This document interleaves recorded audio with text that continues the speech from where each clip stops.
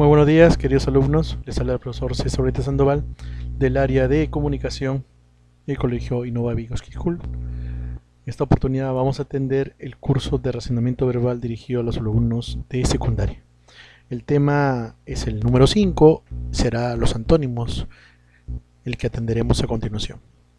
A ver, la primera pregunta que podríamos o que deberíamos hacer es ¿qué se entiende? ¿Qué son los antónimos?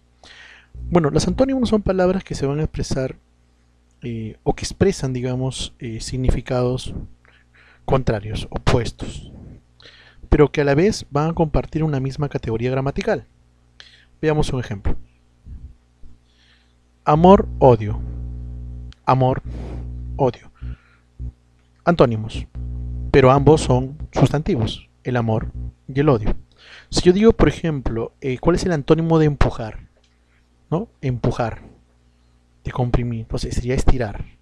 Entonces ahí vemos que ambos, empujar y estirar, serían pues verbos y pertenecen a la misma categoría gramatical. Si yo digo antes, el antónimo de antes será pues después.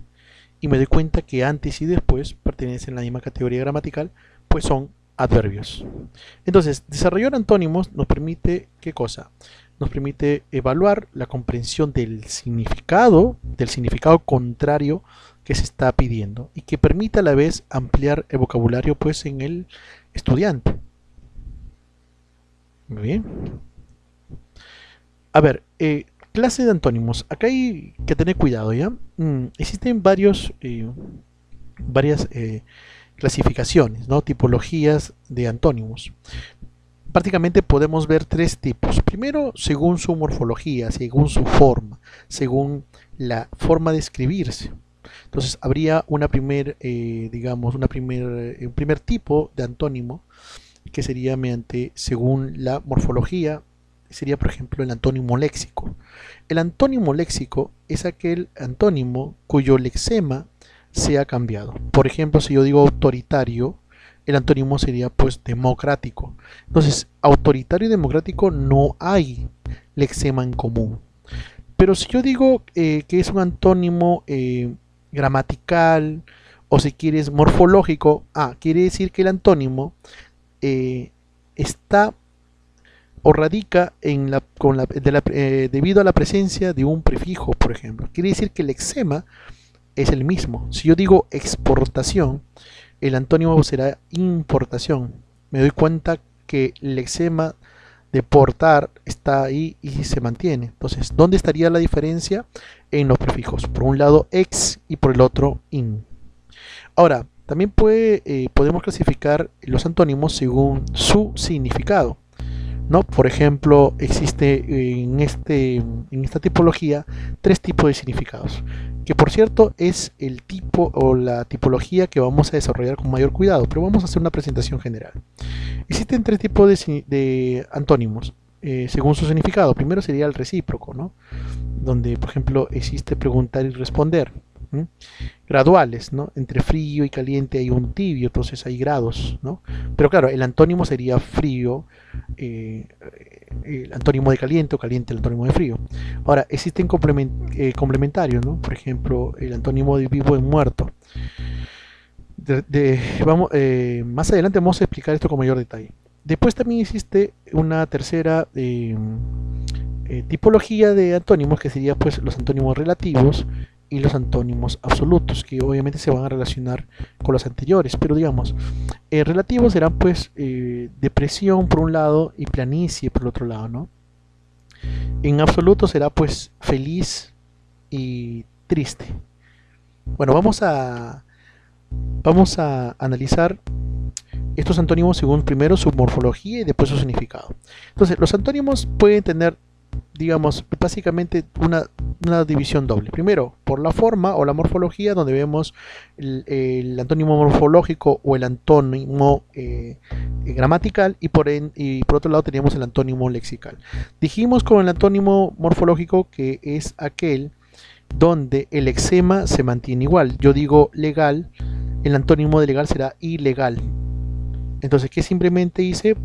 Varié el prefijo, ¿no? O le antepongo un prefijo que contenga el morfo de negación ahí, ¿no? A ver, normal, anormal. Entonces, a sería el prefijo que contiene el morfo, el morfema, mejor dicho, eh, de la idea de oposición. Entonces ahí estaríamos hablando de antónimos morfológicos o gramaticales. Cuando hablamos de lexicales son antónimos que el lexema pues es totalmente distinto. Ahora por su significado ya dijimos, existen los excluyentes, los recíprocos o contrarios, es otra forma de llamar, ¿no? Entonces acá nos interesa sinceramente esta tipología, antónimos según su significado. Vamos a abordar esta clase o centrar la clase en cuanto a la clasificación de antónimos según su significado. Entonces va a haber tres tipos de antónimos. Primero, el antónimo gradual, ¿no? Son aquellos antónimos que significan lo contrario, pero que existe un grado de contrariedad también, ¿no? Existe un grado, ¿no?, de contrariedad. A ver, los antónimos complementarios son aquellos en los que la afirmación de uno elimina la posibilidad de que el otro exista. Por eso son complementarios, ¿no? Y el tercero sería el antónimo recíproco, que son aquellos en que el significado de uno implica necesariamente la existencia del otro. Entonces, acá hay que diferenciar con mucho cuidado el antónimo complementario del antónimo recíproco, ¿ya? No puede existir, digamos, en el antónimo recíproco, no puede existir uno si es que no existe el otro, ¿ya? En cambio, en el antónimo complementario, la afirmación de uno de ellos, ¿no?, de uno elimina la posibilidad de que existe el otro. Bien, vamos a detallar con mayor cuidado esta tipología. Dijimos de los antónimos graduales, que también se le llaman antónimos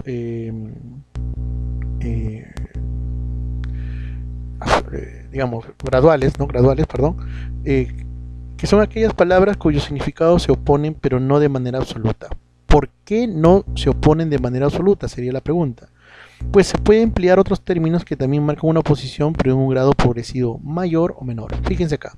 Si yo digo frío y caliente, ambos son antónimos graduales. ¿Por qué?